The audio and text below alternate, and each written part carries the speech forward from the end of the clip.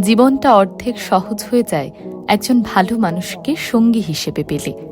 মিথ্যে, ছলনা, বাহানা, মুখোশ আর বিশ্বাসঘাতকতার মারপ্যাঁচ দিয়ে ভরা এই দুনিয়ায় একজন ভালো মানুষকে সঙ্গী হিসেবে পাওয়া বড্ড দুষ্প্রাপ্য, বড্ড দুর্মূল্য।